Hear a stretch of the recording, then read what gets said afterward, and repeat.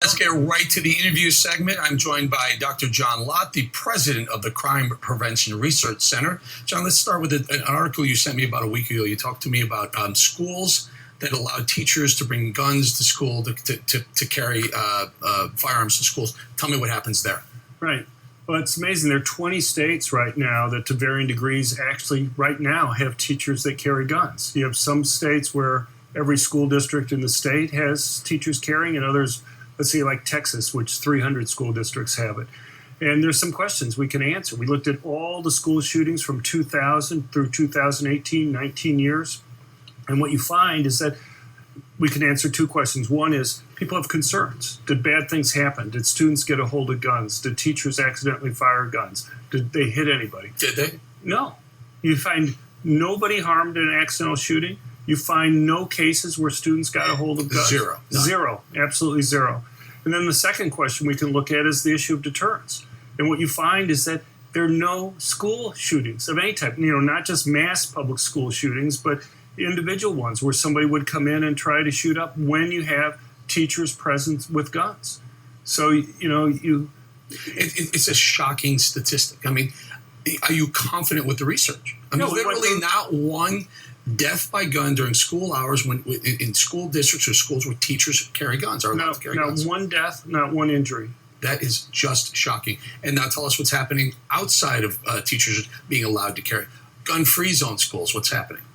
Right. Well, I mean, we've been having an increase in shootings over the last couple decades there. What kind of numbers?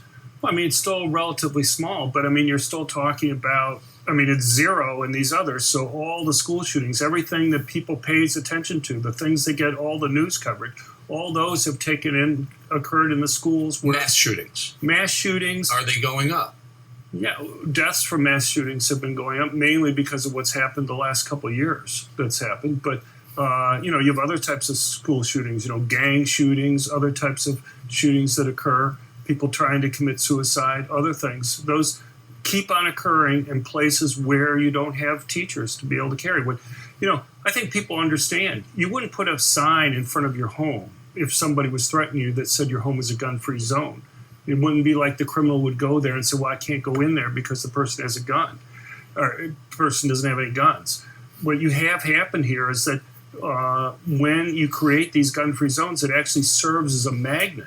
I want to talk to the other story, the most recent shooting in Virginia. Now, you say there was some indication that one of the victims wanted to bring a gun to work that day because he or she was concerned and didn't buy.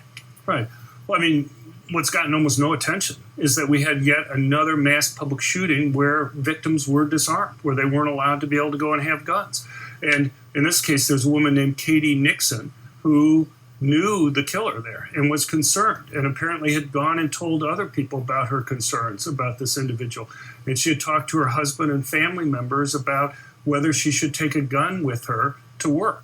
But she decided at the last moment on that Friday morning that because of the rules that banned her having a gun there, that just wasn't right for her to go and break the rules. And so she left her permanent concealed handgun at home and didn't take it with her.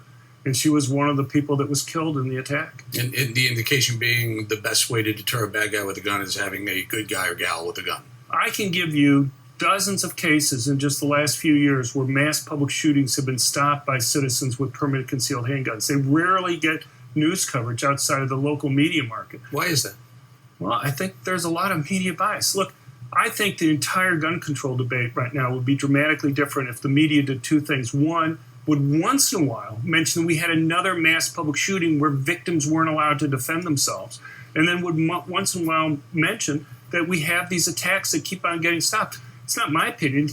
These are cases where police or sheriffs or prosecutors have said that multiple people would have been killed if it hadn't been for the presence of a concealed carry permit holder. Yeah. Hey, the best example you keep saying, why would you, if you put a gun-free zone sign on outside of a movie theater or a school, why would you do that when you wouldn't do it in your own home? Makes no sense.